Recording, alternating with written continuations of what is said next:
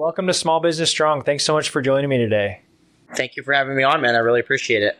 Of course. I'd really like to hear about South Dade Skiffs. Tell me about what you guys do. Okay, so I build two different model boats. I build a 16 technical polling skiff. That's called the South Dade Skiff. It's the first boat I built, and then the 18 is a larger boat. It also is a technical polling skiff that was designed by Chris Morjohn, one of the founders of Hell's Bay. He's the one who designed it, or I guess invented the Whipray and the Hell's Bay Marquesa. So I was stuck in Cat Cay, Bahamas during COVID. And my boss at the time on a yacht I worked on was the former CEO of Trinity Yachts. He invented the super yacht. And he was like, Louis, I'm going to buy a boat from you. I'm like, okay. And, I told him, I was like, I appreciate it, but the boat is very small. My little skiff, it's like 3 feet wide at the transom, right? So he's like, Louis, you need a bigger boat. You got that guy's number, Chris Morjohn? I'm like, yeah. He's like, all right, I'm going to pay him to design a bigger boat for you. And I was like, wow.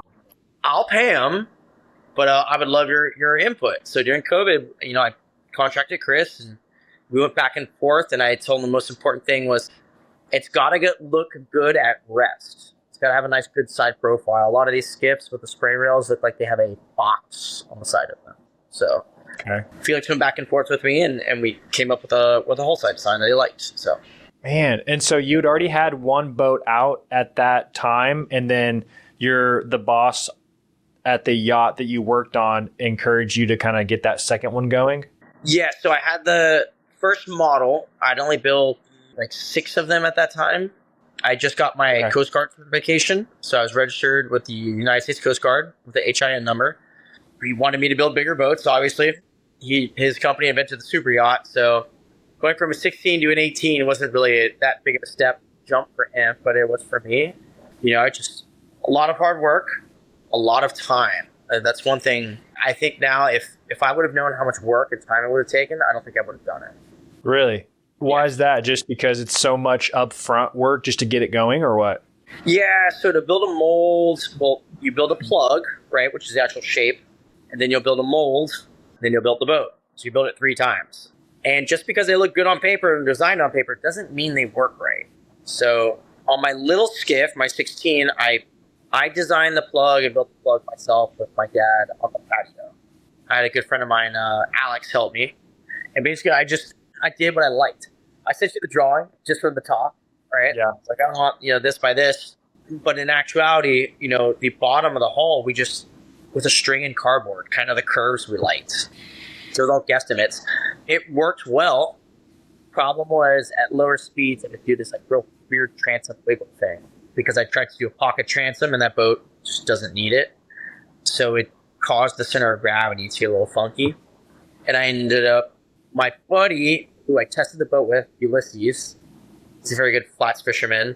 My other friend gave me his number, and I was like, hey, you don't know me, but I'm really into flats fishing. Could you help me test this boat? I was like, okay. So we went out, and he's like, dude, I think it's pretty good. I'm like, okay. I mean, I didn't even have any money to build the platform, so I just made it out of 2x4s, plywood, through bolted it, tested it again. He's like, yeah, no, this is really good. So saved up some money and had the aluminum work done, and that was my first boat, my first skiff, little skiff. Man, where'd you come up with the name South Dade Skiffs? So I've been sober for 13 years. My name is Louis, and I'm an alcoholic. Hi, Louis. So when I first got sober, my homeroom for AA is South Dade in Miami-Dade County. So after about 6 months of being sober, and I'd gone back and forth a bunch of times, court ordered, DUIs, stuff like that, and I just never stuck, right? And then one day my buddy's like, hey, I'm going to take you to a meeting. This good friend of mine, he started going to meetings like 3 weeks before, and I was like, okay, let's do this. And on the way, we picked up another friend of ours, a very good friend who had no driver's license, right? And all 3 of us went there, and to this day, all 3 of us are sober. So wow. That's so cool. How much have you had to rely on your other 2 buddies in your sobriety? At first, a lot. There was a lot of They say people, places, and things. And the majority of people I hung out with at the time, I was 28 years old, was just drinking and smoking cigarettes and smoking weed and bars. I'm born and raised in Miami, and there's always something going on in Miami. Oh, yeah. It doesn't matter. It doesn't matter. It could be a nuclear bombs being dropped. There's a party somewhere going on in Miami, and you are invited. So for the first 3 years, I had a sponsor. I worked the steps. I completed my 12 steps in my first 90 days. Wow. All on my own. I was like, you know what? I need to do this. Not all. I had a sponsor, but it wasn't court ordered. I wasn't forced to. So, tell us about who you were before you got sober. I started working at an aquarium store at high school. I used to farm coral. I used to grow stony corals and soft corals and sell them and do aquarium maintenance. And then I found that growing cannabis was much more lucrative. And the clientele is just a lot easier to sell cannabis than it is to sell coral. And that type of lifestyle, it's a cash business. I always had a job, it's a cash business. You can drink as much as you want, and the people you associate with, right? So I just, I would stay sober by 4 or 5 days, and then just go on another bender for 30. It just DUIs. I got arrested for trafficking cannabis. I got charged with trafficking and convicted. So, I got myself sober at the age of 28, and I was like, all right, well, I can't get my captain's license because I have a felony drug charge. And, I need to make some money. So I was like, all right, I'm going to build boats. It doesn't make as much money as you think, or as I thought, but I thought it would be good. My father was a carpenter, so I'm very good with my hands. And I worked on this yacht. He would go to the Bahamas, Baker's Bay, very, very well managed, string them all. And we'd stay on the yacht, which was good because they'd save a lot of money. All my money, they feed you, they clothe you, you're not driving, not burning gas in your car, none of that stuff. They had a Hell's Bay over in, they would take clients out. So I started learning about that, and I started digitally stalking Chris Moorjob. He's the founder of Hell's Bay, so he would sell plans, designs. So I reached out to him. He was in Isla Mirada. He lived in the Bahamas at the time. And I was like, hey, I have this skiff. I have this problem. Could you help me with it? He's like, yeah, I'm down at Isla Mirada. Come down if you want and bring the drawings and we'll take a look. So I go down there with the boat, and he's like, I see the boat. Where are the drawings? I'm like, dude, I don't know how to draw. And he's like, well, so who built the boat? I was like, I built the boat. And he's like, well, who made the mold? I was like, I made the molds. Who made the plug? I made the plug. Then don't know how to draw. No, I can't draw. Well, how did you come up with the shape? I was like, the string, cardboard stuff that we liked. And then he's like, do you want a job? My friend's hired. I'm like, no, thank you. I appreciate it. And he showed me what I had to do. Just fill in the pocket transom. I think I sent you. I have a picture of him standing next to the boat. Yeah. And I tried to give him some money. He wouldn't take it. So it was kind of cold that morning. I took his sweater out of his hand. I had $200 bills. I put in a sweater, balled it up, and I ran it. Threw it inside his buddy's truck. And I'm like, buy your wife something nice. I'm going to send you a lot of questions on the internet. So, as I went along, I had to reinforce the molds and do some other things and change it and, got it working and then, started selling it. COVID helped a lot, but yeah. How many boats did you make that first year where you got the mold and the plug and then you started producing? So it was very slow at first. I built the blue boat to test. Did a lot of testing. And then I built the green boat. So how this all happened was I was working on the yacht. I was still very doubtful, right, on my skills. I'm not a boat builder. So I sold the blue boat. I bought a brand new Suzuki, on a credit card, of course. Put that on there, did a lot of testing. Okay, it works. And I sold it. I sold that boat for $2,500 or something. Yeah. So then that guy sold it for $3,500 and had a homemade title. Wow. Interesting. So I made the second haul. Actually, I made a deck molds, right? So it had a finished deck. So it was a two-piece boat, but it looked a lot better with the finished deck mold. The first one was just kind of like fiberglass foam. And that one, I put a new motor on it, nice trailer, everything. It worked really well. And I sold that boat for $5,000. And then that guy sold it for $7,000. And then that guy sold it for $10,000. And I was like, all right, I think I have a business here. I think I could sell these for a little bit more. So I took an infusion class. So that was how all this came about. Is I read on Skiff, which is a world's largest Skiff forum website. they said if somebody made a boat similar to a Eastcape Bladesman, 2-piece, infused, the Bladesman guide, they'd make a killing. Well, I was like, oh, I'm going to make a killing. So that was my plan. My boat's a foot wider and 2 feet shorter. Okay. I've never seen Eastcape Bladesman in person. That's the third boat I built. So people are like, oh, you knocked it off. Not. But so that boat, I want to learn how to do the infusion. So I took a class at my fiberglass supplier, and I met this guy, Dean Callender from Diab Composites. I mean, he was like the world's leading expert on infusion. And if people don't know what that is, it's basically you spray your gel coat, which is the outer, and it looks like paint, and then you skin it with some fiberglass. And then the rest, the fiberglass, you put in dry. Then you put flow media, reinforcements and stuff, and then you put a bag and you pull it under vacuum, and then you inject resin into it. Well, I mean, technically, the atmosphere pushes the resin.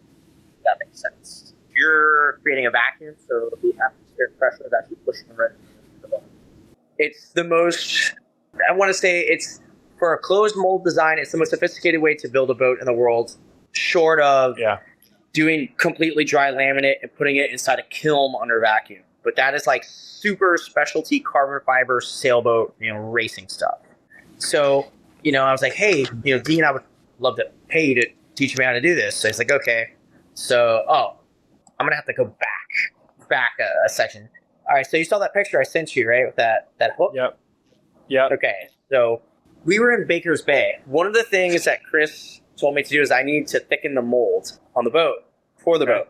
So I took the mold, flipped it upside down, put it back on top of a boat, and then started adding fiberglass to it. At that time, I was buying 5-gallon buckets of resin. They're like $100 a piece. Wow. So I didn't have a wholesale account. So like every 3 weeks, I'd buy one, add, it's kind of taking forever. So we were in Baker's Bay for 2 months, and they had a fishing tournament. And we've been practicing our walk trolling. I worked on a yacht, on a Persian, So it's like the Lamborghini of yachts. Okay. Did 45 knots. It was 108 feet long. Wow. Triple engine, 2,600 horsepower MTUs. Arneson drive, through a rooster tail, 75 feet high, 100 feet long. That boat was also infused, by the way. Huh. That boat was 18 million euro in 2007. Wow. So, we had a 36 Invincible open fisherman that we drive around the islands and stuff. So the boss was like, hey, his kids were there. He was not, and his wife. I've entered you in this Wahoo tournament, and I expect you to win. Wow. Wait, so your boss entered you in this tournament, just you or anyone else on the crew? No, it was the crew and his kids. The crew. Okay. Right? Okay. So he's like, you guys, I expect you to win. Because, he started the world's first petroleum hedge fund. He's all about winning in everything. Right? So we're like, yes, sir. So it was the best out of 3 fish. So we were like, all right, we're going to go run to the grounds where we know there's wahoo. It's a 130-mile run each way. Okay. Boat was fast. We did 65, so we just took off. There was no range. You could go wherever. Just had to be back by the dock by 3. So we're trolling. We're out there. Reel goes off. Okay, we're fighting it. The whole thing. You have a 100-foot-long shot. Right? Let's hold in my hand, gap it, throw it in the boat. So normally we would do this all on the other side. So I slid the fish over the deck to the box, not paying attention. I slid it right into my leg. They see that hook through my shin? Yep. He'll show you the picture. So there's one hook completely through my shin, and it's a double hook. The other hook, that one's linked to, is in the mouth of a 40-pound wahoo. Oh, wow. So and I'm like, oh my God. And I tell the engineer, I'm like, jump on the fish now so he doesn't jump. Yeah. Because if he would have jumped, he would have ripped it out of my leg. Oh. So first thing we do, we hold it down, we slide the hook out of the fish's mouth and just slide him in the box. I'm like, okay, I have this thing. So we tried to cut the hook. Could not cut the hook. And I'm like, not oozing blood, but it's bleeding pretty good. And I remember the engineer, he's like, hey, can I take a picture? And I was like, yeah, go take a picture. So he takes a picture. We ended up crushing the barb, slid it out. And that was first fish of the day. And we fished all day. And my leg was just leaking. Run back, get there. We weigh the fish. It was best out of 3. We won by 2 pounds with one fish. It was best out of 3. Wow. So we won $10,000 cash. So, the boss took his cut, right? He had paper fuel and everything. I think I got like 25 $2,100, and that's how I bought my first barrel of resin to reinforce the molds for my South Dade Skiff. Okay. That's amazing. So you were just cash flowing your whole operation from working on the yacht and saving everything you had. And then when you got home, you would invest all that into boat making. Yeah, so I do side jobs. I would work on other boats. I would do boat deliveries. So basically, I would work 6 days a week. I'd work 5 days a week, spearfish 1 day a week, and then work on the plug and molds 1 day a week. And I did that religiously. And anytime I was away, I would save my money, obviously, and do as much research as possible. Boy, did I learn some valuable lessons. Some just I didn't learn 3 or 4 times. It took like 5 or 6 times to really just beat those lessons into me. What are some lessons that you learned working on the yacht that you couldn't have learned anywhere else? Being a leader, right? So on a boat, you're in very confined places and you're working with a lot of people. So that Pershing, we were in imagine a space 20 by 20 with 5 people. And then the cooking area in the center, you're also sharing that when you have to cook for the owner and the guests. Wow. So if you don't get along well, I mean, even the slightest little thing will get set off. And just being polite, but getting your point across, but being a leader. It's like, hey, if you did that, this is what needs to get done. This is how I believe to best do it. And let's make it happen. So I've watched relationships fall apart with crew and the captain. Some were crew's fault, and at the end it ended up being the captain's fault. He had a failed relationship, and we just watched it just pull the morale on the entire boat. So you kind of, being a leader, you kind of have to remove your personal life emotions from everything, right? You have to be involved with your crew or your employees' personal life and emotions, right? Keep them positive, but you can't show any weakness, right, of your own, because then they want a tough leader who they know is going to bring them to the finish line, right? Yeah. Man, that's great. Leadership is huge. So let's go back to the plug and the mold. How much money do you think, and let's go time too, how much money and time do you think you invested in that first mold and plug? So I had a bunch of people who come by and help me who were just more experienced, right? Then I had this one guy, he was an old sailor, Sean Duffy, cool dude. And I was like, here you go. And he's like, yeah, it's not straight. What do you mean? Look at it. He's like, it's smooth, but it's not straight. I was like, all offended. So the stations we made originally out of plywood were every 2 feet. So he just got a 4 foot or a 6 foot level and put it up there, and you'd see lows on every 2 feet. He's like, hey, you got to make that straight. So he was from the old school. He used to work for CD back in the day. They'd have a 6 foot long pole with 2 guys running, right, for sanding. So I must have put on $1,000 of body filler and sanded off $1,000 of body filler and got nothing. And then just like the primer I would use is called Duratec. It's easy sand primer, but it's made for plugs. You buff it. I mean, I went through just gallons of stuff, right? Because I didn't know how to spray it. Also, I was doing this outside, right? Because I wanted to save money. I was like, I'm not going to warehouse. So it's on my parents' patio. But one side was open, so it'd get sun. I put a tarp on it. It'd get rain sometimes, And because it was built out of wood, this is South Florida, it would swell and contract with the humidity. Yeah. So I tried to shortcut on primer, got me nowhere. I tried to shortcut on the thickness of the molds. Remember, that's why I need that barrel of resin. That got me nowhere. And then when I went, my main problem was gel coat thickness, right? I didn't want to buy a sprayer. They're expensive. So I would try to roll it. The problem was you got to do it in like 3 stages to get the thickness, right? And I was like, I don't got time for that. Yeah. So every boat had light spots. And I'm like, so then when I went to go picking up the molds, I was adding a lot of glass on the side that didn't have a wall to get sun in the morning, so it'd get hot. I overheated the tooling gel coat that was on the inside. So then once I finally pulled it off, it was full of blisters. So then I grind the tooling gel coat, fill that, respray the whole thing, and just every shortcut was 3 times, 4 times the amount of time I've spent, Wow. And that's, that was the one. Just there's no shortcuts, there's no hacks. There's no hacks. It's not the internet, right? There's no hacks. You do it how you read it. I did a lot of research on a website called boatdesignforum.net, and that's like guys building boats all over the world. I learned a lot about grams and ounces of these events. You know, it was really good. And if I just followed the directions how they said, I'd be a lot more prone to having a lot less problem. But, you know, me, not only was I smarter than them, being at half their age, I was obviously more experienced. And I was going to do it my way and be faster and more efficient. Well, that couldn't have been further from the truth. Yeah. Man. 1 step forward, 2 steps back, huh? Absolutely. 4 or 5 or 6 steps back. So you learned how to do it right because you learned how not to do it, basically, is what it sounds like. I learned after enough times what works and what doesn't. And if you're just a little bit more patient and you spend the money up front, you will save in the long run. I mean, you'll fix less problems, right?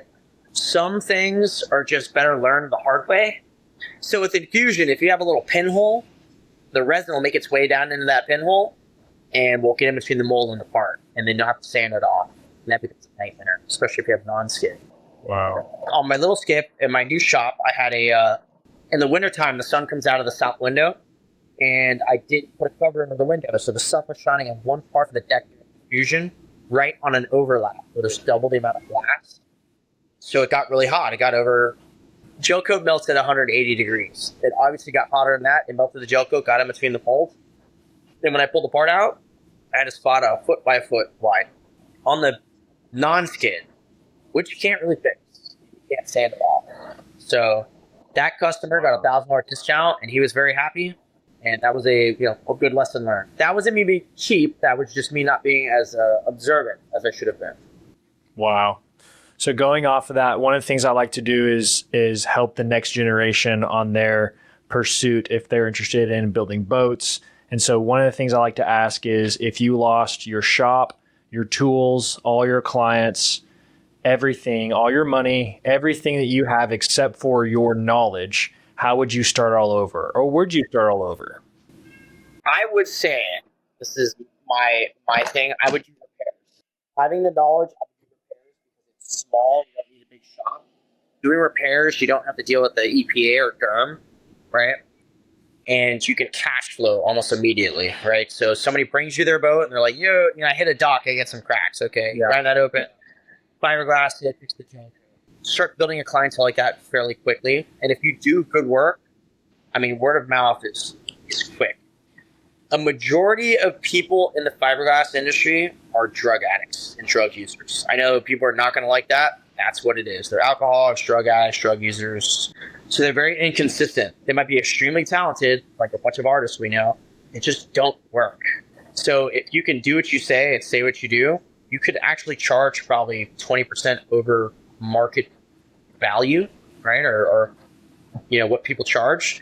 And you will have more work than you'll know to do it. And then from there, I would probably buy a tooling set, right? A tooling set's basically like a boat. So you'd buy a tooling set, which is basically, can you explain that? Is that a mold and a plug already? So that's a mold. Like you find a boat that works well, and that's the other thing. So when you build a brand new boat, you have to make sure it works. So you would buy a proven mold set, right? Like you boat that works, you run the boat, you buy all the molds that work for it, and then you start building from there. So you would do that, or you would do repairs is the direction you would go if you start all over again. I would do repairs.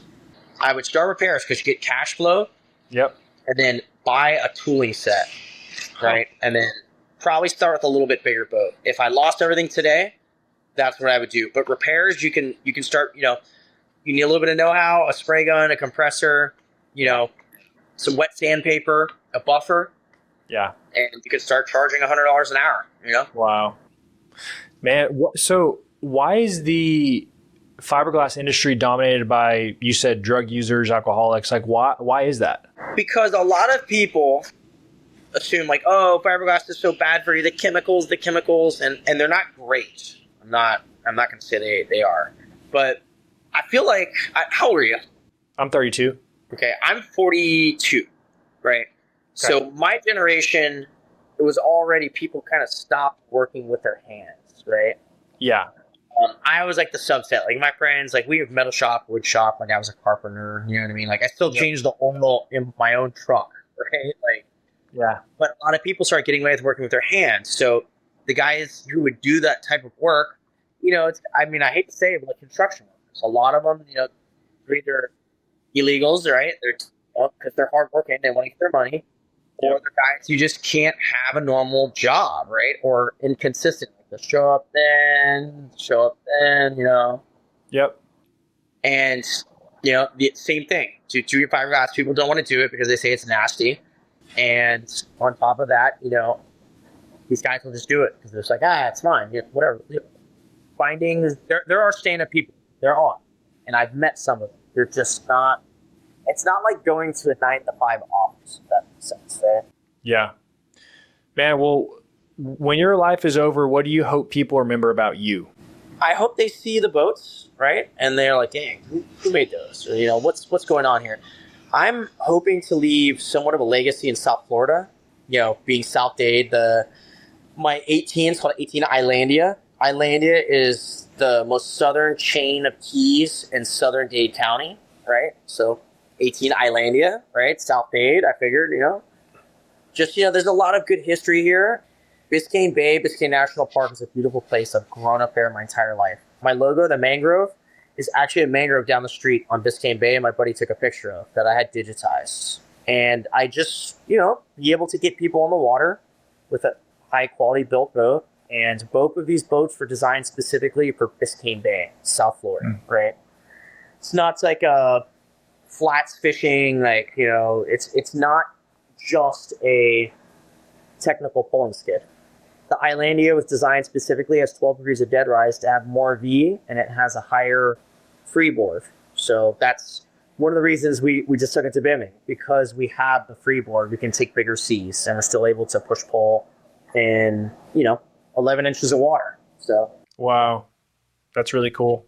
So my last question is, I guess, what's one of the most important lessons you've learned, or one of the most important things you've learned about the last 13 years being sober? People will tell you exactly who they are. Just listen. Try to be a little bit more observant of people and, see how they carry themselves, see how they talk. I have noticed, being in and out of the rooms and seeing people, there's a lot of great people there. Just don't leave your wallet on the table. Right? You can't help anybody who doesn't want to help themselves, right? So I had 2 former business partners. Things didn't go so well. And what people say and what they do are 2 completely different things. So it's best to watch somebody long term. If you see somebody do something more than once that you don't like, they're going to do it a third time, right? So it's just best to, as they say, hire slow, fire fast. Yeah. Man, that's great advice. Well, any other parting words of wisdom you want to leave us with, or anything that you would want the viewers to know about you? No, just check us out. South Dade Skiffs. We got a website. It's okay.